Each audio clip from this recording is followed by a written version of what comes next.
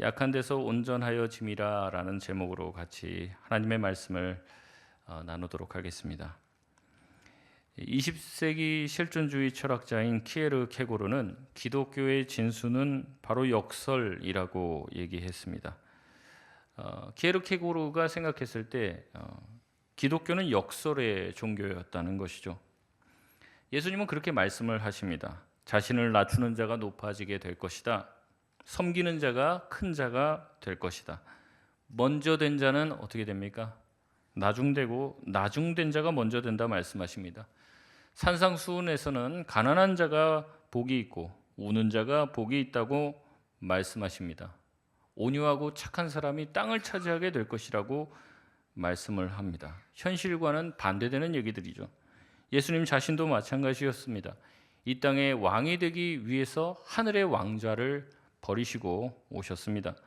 이 땅에 오셔서 세상을 변화시키기 위해 혁명을 일으킨 것이 아니라 십자가에 죽어 주셨습니다.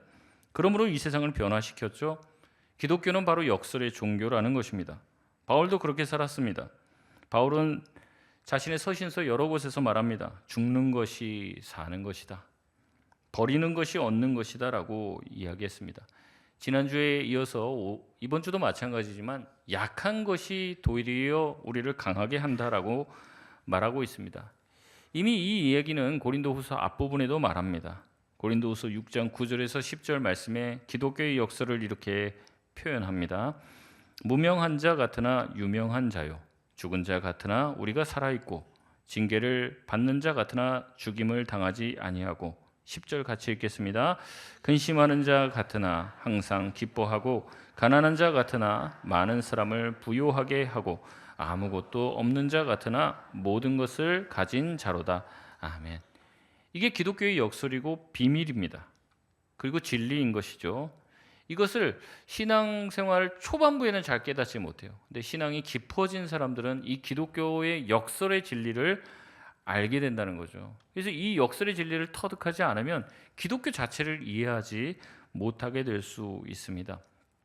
그런데 오늘 본문에 나오는 고린도 교인들은 이것을 이해합니까? 못합니까? 못해요. 잘난 척하는 사람들만 좋아합니다. 자기 자랑하는 사람들이 정말 자기 자랑하고 바울처럼 겸손해서 자기 얘기 안 하는 사람들은 어떻게 해요? 무시하는 거예요. 그러니까 바울도 답답한 거죠. 이 고린도 교인들이 볼 때는 강한 것은 그냥 강한 거예요. 약한 것은 약한 것이죠. 가난한 것은 그냥 가난한 그대로입니다. 그래서 바울은 이 역설의 비밀을 알지 못하는 자들에게 이 역설의 비밀을 깨닫게 해주시기 위해서 고린도 교인들의 수준으로 내려가서 자기 얘기를 하면서 이 이야기에 담겨있는 역설의 진리를 오히려 그들에게 깨닫게 해주는 것이죠. 오늘 본문은 이제 크게 두 부분으로 나뉘어집니다. 먼저 1절부터 6절까지 내용이 바울이 자신의 영적 체험을 드러내고 자랑하는 내용이고 뒤에 부분은 왜 그런 얘기를 했는지에 대한 해설이 담겨 있습니다. 먼저 1절에 보면은 바울은 자기가 자랑하는 것이 어떠한 유익이 없다는 것을 압니다. 그러나 부득불 어쩔 수 없이 기왕의 말이 나왔으니 자기가 더 변명하고 자랑하겠다고 얘기하죠. 주님께서 보여주신 환상과 계시의 말씀을 너희들에게 알려주겠다고 이야기합니다. 아마 바울이 자신의 영적인 체험에 대해서 이렇게 이야기하는 이유는 바울을 공격하는 사람들이 바울을 그렇게 공격했던 것 같아요. 이제 바울이 영적 체험 얘기를 안 해요. 거의 영적인 얘기를 안 합니다. 그러니까 어떻게 생각하냐면 바울은 좀 영성이 좀 떨어지는 것 같아. 뭐 이제 어떤 사도들을 보면 희한한 걸 봤다고 그러고 뭐 하나님의 음성 들었다고 하고 막 하는데 바울은 그런 얘기 거의 안 해요. 바울이 항상 얘기하는 것은 십자가를 얘기하고 복음을 얘기하고 그렇단 말이죠.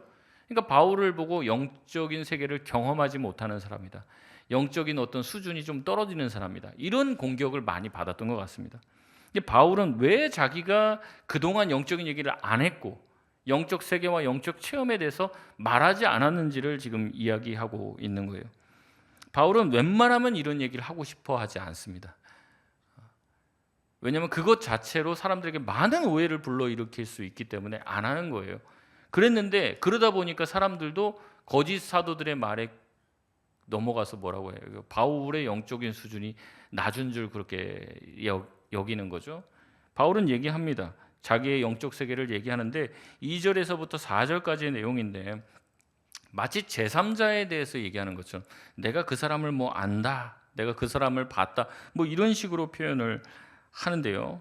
그렇게 남의 경험처럼 얘기하는 이유는 바울이 자기 자신과 그다음에 영적 체험한 이제 어떤 그 바울 자신이 그러니까 영적 체험을 했다고 하면은 바울 자신을 되게 대단하게 볼 거 아니에요. 그러니까 그런 자신과 바울 실제의 모습을 좀 분리시키고 싶어서 제3자인 것처럼 얘기합니다. 그래서 NICNT 주석을 쓴 이 폴 바셋이라고 하는 사람은 이렇게 얘기합니다. 바울이 3인칭을 사용하는 것은 자신이 한 일을 자랑하려는 것이 아니기 때문이다. 바울은 자랑할 수 없었다. 또 바울이 실제로 다른 사람을 지칭한다는 제안은 거부해야 한다. 6절에서 7절은 분명 바울 자신에 대해 말한다라고 이야기하고 있습니다. 그래서 바울이 3절에 그렇게 얘기하죠. 내가 이런 사람을 아노니 뭐 이렇게 얘기한단 말이죠. 그러니까 자기가 아는 어떠한 사람에 대해서 얘기한다. 이런 얘기도 많이 들었는데 그게 아니라는 겁니다. 바울은 직접 자기가 겪은 일이지만 이제 그런 영적 체험을 한 사람과 실제 바울을 동일시하지 못하게 하려고 일부러 구분지어서 말하고 있다는 거죠. 바울은 이전에 자신이 14년 전에 셋째 하늘에 끌려갔다라는 이야기를 하고 있습니다. 그 당시 우주론이 그랬어요. 이제 세상이 3층으로 구분돼 있다. 뭐 5층, 7층 뭐 이런 식으로 이제 구성이 돼 있다라고 여러 가지 이제 우주론에 대한 설명들이 있었는데 아마 바울은 고린도 교인들이 알만한 언어로 표현해서 자기가 셋째 하늘에 갔다 왔다라는 말을 합니다. 이제 보통 이제 3층 천이라고 얘기했을 때 이제 우리가 보는 눈에 보이는 하늘 있잖아요. 하늘의 개념은 이제 1층 천으로 봅니다. 그리고 하늘 대기권 바깥에 보면 거기가 우주잖아요. 이제 해달별이 있는 그런 우주는 이제 2층 천으로 봅니다. 그리고 3층 천에는 누가 계십니까? 이제 하나님이 계시는 곳이다. 이렇게 생각을 한 거예요. 그래서 바울이 거기를 왔다 이런 표현을 하는 거죠. 하나님이 계시는 곳에 갔다 왔다. 그때 자신이 몸 안에 있었는지 몸 밖에 있었는지 잘 모르겠다라는 표현을 쓸 정도로 자기가 위대한 영적인 체험을 했다는 얘기를 합니다. 그러면서 고백하는데 4절에 이렇게 말합니다. 우리 4절 말씀 같이 한번 읽겠습니다. 시작. 그가 낙원으로 이끌려 가서 말로 표현할 수 없는 말을 들었으니 사람이 가히 이르지 못할 말이로다. 아멘. 바울은 자신이 낙원으로 이끌려 갔다라는 표현을 씁니다. 예수님께서도 십자가 강도가 회개하자 내가 오늘 나와 함께 어디에 있어요? 낙원에 있게 될 것이다라고 말씀을 했습니다. 이 낙원이 바로 우리가 죽어서 가게 되는 곳이죠. 우리가 흔히 천국이라고 말하는데 이제 천국이라고 얘기하는 것은 한자어예요. 이제 하늘 나라라고 해서 이제 하늘 천자 나라국자 써서 하늘나라 이 천국이란 말이죠. 근데 그 당시에 하늘나라라고 얘기하면 정말 우리가 생각하는 천당을 말하는 게 아닙니다. 이제 뭐 그런 얘기 하잖아요. 하늘 무서운 줄 알아야 된다. 그렇게 했을 때 진짜 하늘을 말하는 게 아니라 하늘에 계신 어떠한 분에 대해서 얘기하는 거잖아요. 그러니까 그 당시에 하나님이라는 말을 쉽게 입에 올리지 않았습니다. 그래서 천국, 하늘나라라는 것은 사실 어떤 거냐면 하나님 나라를 말하는 거예요. 하나님 나라. 그게 성경에 나와 있는 천국입니다. 그게 낙원이랑은 좀 달라요. 그러니까 우리가 나중에 뭐 살아생전에 예수님이 재림하시면 몰라도 나중에 예수님이 재림하셔서 이 땅을 새 하늘과 새 땅으로 회복시키실 때 온전히 이 땅 가운데 하나님의 나라가 임하게 되는데 그것을 하나님의 나라, 천국이라고 얘기하는 거고 그럼 도대체 우리가 죽어서 가는 곳은 무엇이냐? 성경적으로 보면 낙원이라고 표현이 되는 거예요. 예수님이 네가 오늘 나와 함께 낙원에 있을 것이다. 거기에 지금 누가 갔다 온 거예요? 바울이 갔다 온 거예요. 그러니까 흔히 말하면 바울이 지금 무슨 간증하고 있냐면 천국 갔다 온 간증을 하고 있는 거예요. 바울이 이 천국 갔다 온 간증을 하는데 뭐라고 얘기합니까? 내가 가서 어땠다는 거예요? 4절의 말씀에 보면 말로 표현할 수 없는 말을 들었다는 거예요. 사람이 가히 이르지 못할 말을 들었다. 이게 전부입니다. 이게 다예요. 그러니까 가서 이게 이제 원어로도 보면 뭐냐면 너무 성스럽고 거룩해서 내가 봐서는 안 된 걸 본 거예요. 그러니까 이거를 말로 표현하면 안 돼요. 말로 표현하는 즉시 오해가 생기는 거죠. 말로 형용하는 그걸 묘사하는 순간 그 자기가 봤던 것이 이제 손상이 입혀지는 거예요. 왜냐하면 인간의 언어는 제한적이기 때문에 자기가 봤던 것, 자기가 들었던 것을 표현할 수가 없는 거죠. 그러니까 내가 사람이 이제 말로 표현할 수 없는 말을 듣게 되었던 거고, 사람이 가히 이르지 못할 말을 내가 봤다. 이게 전부라는 거예요. 그래서 제가 천국과 지옥 갔다 왔다 간증 거의 그걸 믿지를 않습니다. 왜냐하면 너무 말이 많아요. 가면 뭘로 지어졌다고 그래요? 다 금으로 지어졌다고 그래요. 바닥은 다 뭐 보석 깔려 있고 에메랄드 뭐 있고, 누구는 뭐 금면류관, 누구는 뭐 개털 모자 쓰고 있고, 막 온갖 막 미사여구들이 난무해요. 여러분, 성경에서 공인된 천국 갔다 온 사람이 누구예요? 낙원 갔다 온 사람이 바울이에요. 근데 바울이 뭐라고 그래요? 갔다 오니까 내가 감히 말로 어떻게 형용을 못 하겠다. 그렇게 얘기하는 거죠. 정말 갔다 온 사람이 그 얘기하고 있는 거예요. 내가 정말 말해서는 안 될 것들을 들었다. 그게 전부예요. 뭘 들었는지도 얘기 안 합니다. 그냥 대충 이런 내용이다. 이런 식으로도 얘기를 안 하는 거예요. 바울은 자기가 필요 이상으로 뭔가를 붙이게 되면 하나님께서 보여주신 것에 손상을 당한다고 생각을 했습니다. 그러니까 내가 그걸 봤지만 뭐 말할 수가 없다는 거죠. 너무 그것이 위대하기 때문에. 5절에 이렇게 얘기합니다. 5절 말씀 같이 읽겠습니다. 시작.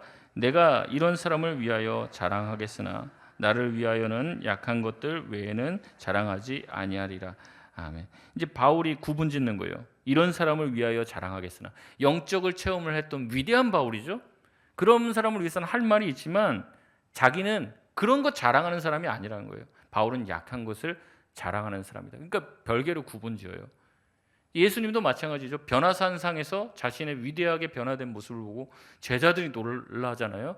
와, 예수님 이런 분이었네, 막 너무 놀라요. 그래서 초막셋을 짓고 여기서 삽시다.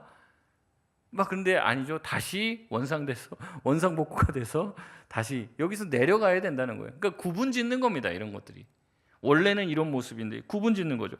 바울도 자기가 위대한 영적 체험을 한 그것과 자신의 실제 모습을 자꾸 연결시면서 자기가 교만한 마음을 가지면 안 된다는 생각을 하는 거예요. 그래서 자기 자신을 분리시키고 있죠. 그럼에도 불구하고 어떤 사람들은 영적 체험 조금 했다고 어때요? 거만해집니다. 그 영적 체험도 하나님이 허락해 주신 것인데 그 허락해 주신 영적 체험을 자기 자신의 위대함으로 포장하며 드러내는 거예요. 바울은 그렇게 말하지 않습니다. 그건 그거고 이건 이거다 이렇게 얘기합니다. 바울의 영적 체험은 지극히 개인적인 일이지 널리 떠벌리고 자기 자랑할 일이 아니었던 것 같아요. 또한 그런 이야기를 많이 하면 사람들이 바울을 되게 대단하게 볼 거란 말이죠.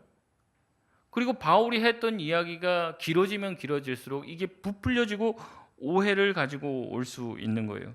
그래서 바울이 뭐라고 합니까? 6절 말씀에 보면 내가 지금 참말을 하는데 누가 나를 보는 바와 내가 듣는 바에 지나치게 생각할까 봐. 내가 지금 말을 하면 이 천상 경험에 대해서 말을 하면 사람들이 지나치게 생각할 거라는 거죠. 이게 두려워서 자기가 말을 아낀다고 이야기하는 거예요. 저도 그래서 이제 거의 대부분 뭐 그런 제 나름대로의 영적 체험 한 것들도 있지만 말을 대부분 아낍니다. 근데 이제 사역을 하다 보면 이제 그런 얘기 하게 될 수밖에 없는 상황이 와요. 이제 뭐 제가 나름대로 기도하다가 하나님께 응답받은 얘기라든지 뭔가 이제 영적인 체험들, 하나님의 위대하심을 제가 경험했던 영적 체험들에 대해서 얘기하면 꼭 찾아와서 얘기하는 거죠. 목사님 그런 체험하려면 어떻게 해야 돼요? 저도 하고 싶어요. 그러니까 말하려고 하는 메시지에 관심을 안 갖고 뭐예요? 그런 영적인 카타르시스라든지 그런 체험 자체를 하길 원한다는 거죠. 그러니까 바울도 마찬가지인 거예요. 복음을 전하는 게 중요하지 체험이 중요하지 않는데 자기가 체험 얘기하면 어떻게 되는 거예요? 사람들이 거기에 홀려갖고 정신 못 차리거든요. 이게 바울에겐 두려워서 자기가 더 이상 말을 안 한다. 이게 천국 체험하고 온 바울의 고백입니다. 성경에 공인된 천국 갔다 온 사람의 진실한 고백이 이거예요. 할 말 별로 없다. 그리고 별로 여기에 대해서 관심도 갖지 마. 이게 바울이 얘기하는 거라는 거죠. 그런 계시들, 그런 것들이 축적이 되면 축적이 될수록 어떻게 됩니까? 자기가 교만해질 수도 있는 거죠. 바울은 그래서 더 이상 얘기하지 않습니다. 여러분 소위 천국과 지옥을 봤다고 얘기하면서 간증하고 다니는 사람과 얼마나 바울이 다릅니까? 그러니까 우리가 좀 분별력이 있어야지. 딱 보면 성경에서 말하는 바울이랑 너무 차이가 나잖아요. 돈 받고 다니면서 여기저기 유명세를 떨치면서 막 유튜브도 등장하고 내가 봤다 막 그러면서 뭐 얘기하잖아요. 이건 바울이 그렇지 않다는 거예요. 자기가 한 말 때문에 누군가가 오해를 가질까 봐 말도 하지 않는 게 바울이었다는 거죠.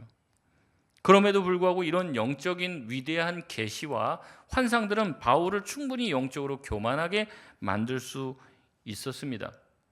남에게 말은 안 해도 내 스스로가 그런 영적 체험이 축적이 되게 되면은 다른 사람보다 내가 더 하나님께 가깝고 저 사람보다는 내가 더 영적으로 우월한 사람이라는 생각을 하게 되는 거죠. 소위 말하면 건방져지게 되는 거죠, 자기가. 그래서 하나님은 바울에게 7절에 뭘 주셨다고 이야기합니까? 여러 계시를 받은 것이 지극히 크므로 네 자신이 너무 자만하지 않게 하려고 내가 너에게 육체의 가시 곧 사탄의 사자를 주었다라고 얘기합니다. 이는 바울을 쳐서 바울이 교만하지 않게 하려고 그랬다. 그래서 여기 보면은 7절에 이 너무나 자만하지 않게 하려고 이렇게 했다. 이게 두 번이나 나오는 거예요. 바울이 했던 영적 체험, 바울이 했던 위대한 경험이 오히려 바울을 교만하게 만들 수 있기 때문에 하나님께서 이 육체의 가시, 육체의 사자를 주셨다고 얘기하는데 이제 사실 이게 결론적인 얘기입니다. 그래서 이제 이걸 좀 오해하시면 안 되는데 뒤에 다시 한번 말씀을 드리겠습니다. 먼저 이 구절을 좀 해석하기 위해서는 육체의 가시, 바울이 받았던 육체의 가시, 곧 사탄의 사자를 줬다고 하는데 이게 뭐냐는 거죠. 사탄이 보냈다라는 거예요. 이게 사신, 이제 보내는 이제 뭐 어디 나라에다 보내는 외교관 같은 거죠. 사자를 보냈다는 거죠. 사탄이 뭘 보냈을까? 육체의 가시가 뭘까? 이런 이제 논의가 굉장히 많이 있습니다. 게다가 이 가시라고 하는 단어는 신약 성경 전체에서 단 한 번밖에 쓰이지 않은 단어예요. 이제 근데 구약이 이제 히브리어인데 헬라어로 번역된 성경을 이제 70인역이라고 합니다. 근데 70인역에서 이 가시라는 단어가 한 번 또 쓰이는데 민수기 33장 55절에 쓰이는 거예요. 한번 말씀 띄워주시면 같이 한번 읽어보겠습니다. 시작. 너희가 만일 그 땅의 원주민을 너희 앞에서 몰아내지 아니하면 너희가 남겨둔 자들이 너희 눈에 가시와 너희의 옆구리에 찌르는 것이 되어 너희가 거주하는 땅에서 너희를 괴롭히게 할 것이고. 아멘. 이 육체의 가시, 사탄의 사자가 뭔지 정확하게 알기는 어렵습니다. 근데 이제 그게 하는 어떤 기능들이 뭐냐면 뭐라는 거예요? 자꾸 하나님의 백성을 괴롭게 하고 힘들게 하고 하나님의 일을 방해하고 좀 막는, 가로막는 그런 일들이라는 거죠. 굉장히 불편하게 하는 것들이라는 거예요. 특별히 사탄의 사자, 사탄이 보냈다는 것을 통해서 이 바울이 욥기를 인용한 것이라고 말하는 의견들도 있습니다. 이제 그렇잖아요. 하나님께서 이 세상 가운데 욥을 굉장히 아름답게 보시고 의인이다 이렇게 칭해 주시는데 사탄이 뭐라고 하나님께 얘기합니까? 저 욥이 지금 건강하고 부자고 자식들이 다 잘 되니까 형통하니까 지금 하나님 찬양하지. 저거 한번 다 뺏어 보십시오. 하나님 단번에 욕하고 하나님 떠날 것입니다. 이렇게 얘기를 하잖아요. 그러니까 하나님이 어떻게 해요? 그의 몸에게만 손대지 말고 한번 네가 하고 싶은 대로 해봐라. 그렇게 얘기하잖아요. 그래서 사탄이 하루아침에 그의 모든 전 재산이 다 없어지고 자식들 또한 다 죽게 만드는 거죠. 사탄이. 그게 이제 사탄이 그렇게 한다는 거예요. 근데도 이제 욥이 넘어가지 않죠. 하나님을 배반하지 않습니다. 그러니까 어떻게 합니까? 사탄이 찾아서 제가 지 몸 안 건드리니까 지금 저러지. 자기 몸 한 번 치면은 하나님 욕할 거라고. 밖에서 자기 몸 밖에서 벌어지는 일이니까 이제 그렇다는 거죠. 그러니까 하나님이 뭐라고 말씀하십니까? 생명만 건드리지 말고 네가 하고 싶은 대로 다 해라. 얘기를 합니다. 그래서 사탄이 어떻게 해요? 몸에 이제 악창이 나게 하고 막 그래서 뭐 그게 아토피다 뭐 별의별 얘기가 다 있는데 이제 온 몸을 너무나도 가려워서 막 기왓장으로 몸을 긁지 않으면은 안 될 정도로 온 몸에 가려움과 종기가 나게 하잖아요. 그걸로 사람을 괴롭게 만드는 거죠. 근데 여러분 어떻습니까? 하나님이 이제 허락해 준 틀 안에서만 항상 사탄이 이제 기동하는 거예요. 근데 사탄이 이런 거죠. 욥에게 가시를 준 거죠. 마치 이와 같은 것들을 이제 사도 바울이 생각을 하고 나에게 주어진 이 육체의 가시, 우리가 정확하게 뭔지 알 수는 없지만 그걸 자기에게 주어서 자기를 굉장히 괴롭게 만들었다는 거예요. 이런 사탄이 하는 또한 사역들은 어떠한 사역들입니까? 데살로니가전서 2장 17절 18절에 보면 형제들아 우리가 잠시 너희를 떠난 것은 얼굴이요 마음은 아니니 너희 얼굴 보기를 열정으로 더욱 힘쓰느라. 그러므로 나 바울은 한 번 두 번 너에게 가고자 하였으나 사탄이 우리를 막아도다. 그러니까 사탄이 하는 일이라는 것은 어떤 일이에요? 사탄의 가시, 이게 하는 일이 뭔가 말씀 사역을 방해하고 우리가 하나님을 잘 믿지 못하게끔 시험에 들게 하는 모든 일들이 사탄의 사자, 육체의 가시가 될 수 있는 거죠. 그런 의미에서 이 육체의 가시가 바울의 질병이라고 하는 의견들도 있습니다. 눈에서 막 진물이 계속 흐르는 이제 안질이라고 그러죠. 눈병에 걸렸다는 거예요. 또 이제 간질병으로 보는 학자들도 있습니다.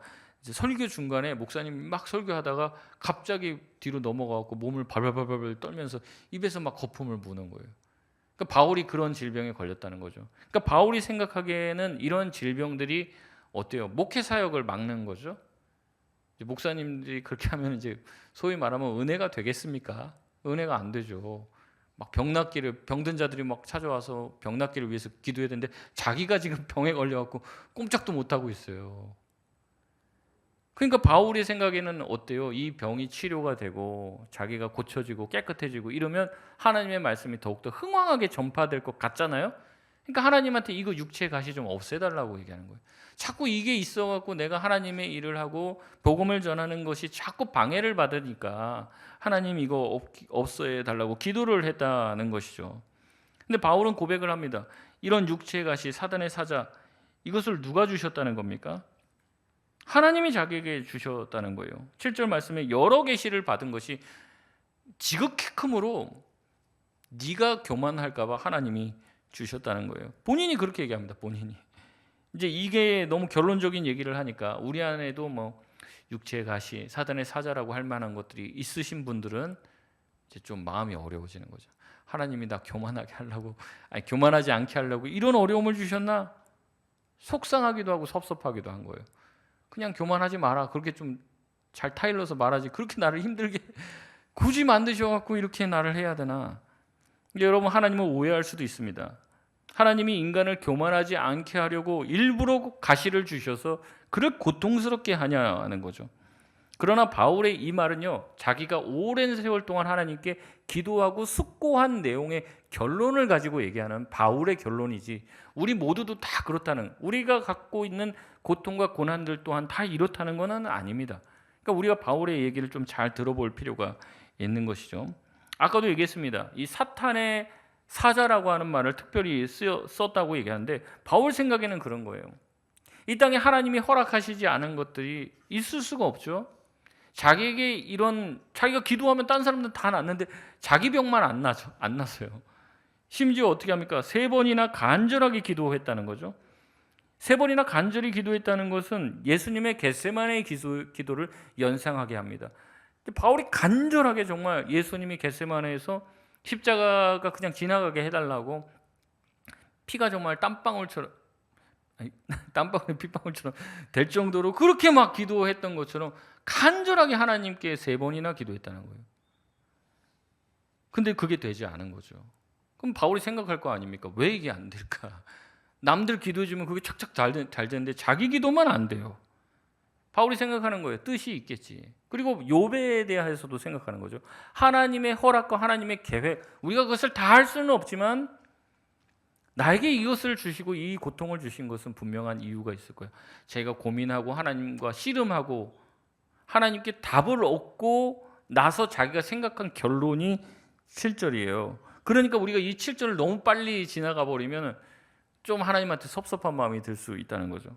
바울은 깊이 3번 기도했습니다. 그리고 하나님께 답을 얻었어요. 답을 얻은 내용이 9절의 말씀입니다. 우리 9절 말씀 같이 한번 읽겠습니다. 시작. 나에게 이르시기를 내 은혜가 내게 족하도다. 이는 내 능력이 약한 데서 온전하여 짐이라 하신지라. 그러므로 도리어 크게 기뻐함으로 나의 여러 약한 것들에 대하여 자랑하리니 이는 그리스도의 능력이 내게 머물게 하려 함이라. 아멘. 바울의 기도를 통해 하나님께서는 들으시고 응답해 주십니다. 내 은혜가 내게 족하다. 내 능력이 약한 데서 온전하여 짐이라고 말씀하십니다. 그러니까 이 말씀을 잘 이해하려면 주어를 잘 봐야 돼요. 네 은혜가 너한테 족하다 이런 뜻이 아니라 하나님의 은혜가 그에게 충분하다라는 뜻이에요. 하나님의 은혜가 그에게 충분하다. 뭘 하기에 충분하냐? 바울이 이런 육체의 가시, 이 사탄의 사자 때문에 지금 마음이 힘들잖아요. 그리고 이것 때문에 목회 사역이 자꾸 가로막히는 것 같아요. 근데 하나님의 은혜가 그 모든 어려움을 뛰어넘을 수 있을 만큼 충분히 바울에게 주어졌다는 말씀을 하나님께서 바울에게 하셨다는 거예요. 내 능력은 하나님의 능력이 네 안에서 온전해지기 위해서는 필요한 게 있는데 바로 너의 약함이다. 네 약함을 통해서만 나의 능력이 너에게 온전해질 수 있다. 그 말씀을 하시는 거라는 거죠. 다시 말해 바울이 사단의 사자로 인하여서 괴로워하고 힘들어 할지라도 그것을 넘어설 수 있는 하나님의 은혜를 너에게 공급해 주겠다고 하나님이 말씀해 주셔서 이게 바울에게 답이 된 거예요. 아, 그렇구나. 내가 더 이상 이 육체의 가시 이거 없어지게 해달라고 기도할 필요가 있어요, 없어요? 없는 거예요. 이게 있는 게 자기에게 더 유익하다는 것을 깨닫게 된 거예요. 그럼 생각하는 거죠. 왜 이것을 나에게 주셨고 이게 왜 나한테 유익한가? 아, 내가 거꾸로 올라가는 겁니다. 아, 내가 너무나도 위대한 영적 체험을 많이 하고 자기가 기도하면 막 죽은 사람도 살리잖아요. 여러분 죽은 사람 살리면 얼마나 여러분 교만해지시겠습니까? 이런 경험들이 엄청나게 많아요, 바울에게. 그러니까 바울 자신도 모르게 자기가 교만해졌어요. 근데 그럴 때마다 하나님이 진짜 간질이라고 얘기를 되면 막 힘차게 막 설교하다가 자기가 꼬꾸라져서 막 거품 물고 기억이 안 나요. 어떤 일이 벌어졌는지. 사람들이 막 뺨치면 일어나겠죠. 너무 창피한 거예요. 깨닫게 되는 거죠. 내가 아무것도 아니구나. 아, 내 능력이 아니라 예수 그리스도의 능력이 그 사람이 일으킨 거지 나는 아무것도 아니구나. 나는 정말 별 볼 일 없는 사람이구나. 이 육체의 가시를 통해 깨닫게 되는 거예요. 조금 교만해졌다가도 이거 딱 마음에 걸리는 거죠. 그래서 하나님께서 나로 하여금 더 교만해져서 하나님을 떠나거나 하나님을 배반하거나 저 거짓 사도들처럼 되지 않게 하기 위해서 하나님이 나에게 이 육체의 가시를 주셨구나. 이 사탄의 사자가 나에게 주어졌구나. 오히려 이게 나의 삶의 안전장치가 되는구나라는 결론을 내리게 된 거예요, 자기가. 그래서 그 결론을 먼저 고백하는 거죠. 그리고 쭉 이야기를 하는 거예요. 우리의 바람은 무엇입니까? 이 사탄의 사자가 없어지는 거죠. 육체의 가시가 좀 사라졌으면 좋겠죠. 그래서 우리도 이것이 사라지게 해달라고 기도합니다. 이것만 없으면 내가 하나님을 더 잘할 수 있고 하나님의 영광을 막 드높일 수 있을 것 같아요. 근데 딱 이것 때문에 내가 뭔가 한 발자국을 떼지 못하는 것 같죠. 이것 때문에 막혀서 항상 사람들의 눈치를 살피게 되는 거죠. 근데 하나님은 바울에게 얘기했던 것처럼 우리에게도 동일하게 얘기하실지도 모릅니다. 네가 그것 때문에 내 옆에 있는 거야. 네가 그것 때문에 하나님을 찾고 있는 것이야 라고 말하는 것일 수도 있다는 거죠. 우리에게 있어서 육체의 가지는 무엇일까요? 가난일 수도 있습니다. 자식일 수도 있고요. 질병일 수도 있습니다. 우리의 배우자일 수도 있습니다. 이것 좀 어떻게 고쳐달라고, 바꿔달라고, 없애달라고 여러 번 하나님께 기도했을 수도 있습니다. 지금도 아마 그 육체의 가시 때문에 너무 고통스러우실 수도 있어요. 그러나 이걸 가지고 여러분 주님 앞에 나아가시길 바랍니다. 바울처럼 정말 간절히 3번 완전한 기도죠. 그런 기도를 통해서 하나님께 나아갈 때 하나님께서 저와 여러분에게 각자의 답을 주시리라고 믿습니다. 그 답이 나한테 주어졌을 때 내가 납득이 되는 거예요. 내가. 남의 답을 가지고 오면 납득이 안 되더라고요. 그리고 제 답을 얘기해줘도 아마 납득이 안 될 거예요. 하나님과 치열하게 씨름을 하면 하나님께서 주시는 마음이 있습니다. 그 음성이 있습니다. 그 말씀이 있다는 거죠. 그렇게 됐을 때 이 육체의 가시가 이해가 되는 거예요. 납득이 되는 거예요. 바울은 그 납득이 된 겁니다. 아, 그렇구나. 내가 이것 때문에 교만해지지 않고 내가 이것 때문에 더 위대한 하나님의 능력을 나타낼 수 있는 사람이 되었구나. 이게 이해가 되면요. 어떤 상태가 되냐면 9절에 크게 기뻐하게 되는 거예요. 크게. 이게 막 막혔던 게 팍 뚫리는 것 같은 거예요. 이제는 그 육체의 가시 그것 때문에 너무 마음이 어려웠는데 하나님께 답을 얻으니까 어떻게 돼요? 괜찮은 거예요. 오히려 이것이 하나님이 나에게 나는 가시고 사탄의 사자고 이런 줄 알았는데 그래, 이걸 통해서 오히려 하나님의 능력이 드러나니 기쁨이 되는 거죠. 그래서 바울은 이제 10절에 자신의 약함을 자랑하고 자신이 받았던 능력, 창피함, 궁핍과 얼마나 가난하게 자기가 사는지, 박해와 공고를 자랑하고 기뻐하게 됐다. 내가 이렇게 없이 살아서 너무 감사해. 이걸 자랑하고 간증하게 됐다는 거예요. 바울은 기독교의 역사를 깨달았습니다. 바로 내가 약할 그때가 하나님의 강함이다. 저와 여러분도 이 사실을, 이 비밀을 깨달으실 수 있길 바랍니다. 바울은 지금 이것을 자랑합니다. 자신의 기도 응답이 되지 않았음을 자랑합니다. 기가 막힌 노릇이죠. 나 10년 기도했는데 이 기도 제목 놓고 막 10년, 20년 기도했는데 이거 안 돼요. 그럼 그게 여러분에게 자랑거리가 됩니까? 창피한 거죠. 어떤 사람은 이렇게 생각할 수 있어요. 목사님 어떻게 기도했는데 저거 20년을 기도해도 기도 응답이 안 돼요? 내가 그렇게 기도했는데도 응답이 안 되면 얼마나 섭섭하고 속상합니까? 그런데 어떻게 바울에게는 이 기도 응답 안 된 게 그에게 자랑이 될 수 있냐는 말이에요. 바울은 또 무엇을 자랑합니까? 자신의 건강치 못함을 자랑합니다. 병든 것을 자랑했다는 거예요. 여러분, 누가 병든 것을 자랑합니까? 병 걸리면 어떻게 해요? 쉬쉬하죠. 쉬쉬. 말하지 마. 누가 알면은 어떻게 해요? 누가 알고 와서 아이고 뭐 그 아프다며 괜찮아? 뭐 얘기를 하면 뭐라 그래요? 누가 소문냈어? 누구한테 들었어? 막 역정을 내죠. 병에 걸리면 어떻게 합니까? 혼자서 어떻게든 알려고 그래요. 혼자만 알려고. 그리고 다 나서면 얘기합니다. 여러분, 왜 그래요? 병 들었다는 게 왜 부끄러운 일이에요? 병 들었으면 나의 연약함의 상징이기 때문에 그래요. 병 들면 내세우고 싶지 않아요. 병 들었다고 누구한테 기도 부탁도 안 해요. 왜냐하면 창피하니까. 수치스럽기 때문에 그래요. 그러나 바울은 뭐예요? 나 이런 병 가지고 있다. 자랑한다는 거죠. 그것 때문에 내가 교만하지 않을 수 있고 그것 때문에 하나님 더 붙들고 살고 있어. 여러분, 우리 모두에게 육체의 가시가 있는 줄 압니다. 우리 모두에게 다 상처와 아픔, 남에게 드러내고 싶지 않은 이 사탄의 사자와 같은 것들이 있잖아요. 그러나 우리가 모이면 이런 얘기 합니까? 이런 자랑 합니까? 우리의 약함을 자랑하나요? 우리의 문제와 어려움, 내가 오랫동안 기도해도 응답받지 못하는 것들을 자랑하냐는 거예요. 안 합니다. 웬만하면. 남들이 나를 깔볼까 봐. 뭐만 자랑합니까? 세상의 자랑만 자랑하죠. 우리 자식이 잘 됐고, 내가 뭐 이번에 뭐 이렇게 당첨이 됐고, 뭐 이렇게 승진했고 잘 나갔고, 이런 것만 자랑하죠. 내 약점은 철저히 감춥니다. 누가 내 약점을 알아챌까 봐 전전긍긍하죠. 우리 모두에게 다 약점이 있고 육체의 가시가 있는데도 불구하고 내놓을 수가 없어요. 가십거리가 되고 창피할까 봐, 사람들이 욕할까 봐. 그러니 행복한 척합니다. 아무 일이 없는 척하고 웃습니다. 그게 믿음인 줄 알아요. 제가 봤을 때는 믿음이 아니라 가식이고 교만이에요. 자기 약함을 드러내야죠. 그러니까 안 믿는 사람들, 이제 믿음을 가진 사람들이 구역 모임이나 이런 데 가보면 다 가식이에요. 분명히 다 어려움이 있을 텐데 다 좋은 얘기만 해요. 다 나 뭐 이렇게 해서 잘 됐다, 이렇게 해서 잘 됐다, 이렇게 해서 뭐 형통했다, 이런 얘기밖에 안 한다는 거죠. 왜냐하면 인생엔 어려움이 분명히 있는데. 그러니까 어떤 느낌을 받냐면 진실하지 못하다는 느낌을 받는 거예요. 막 술자리에 가서 술 한잔 걸치면 막 진실하게 막 속에 있는 얘기 다 나오는데 교회 와서는 가식적이 된다는 거죠.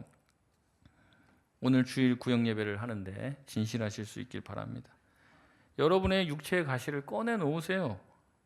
아픈 손가락이라고 생각하는 여러분 마음에 그게 있잖아요.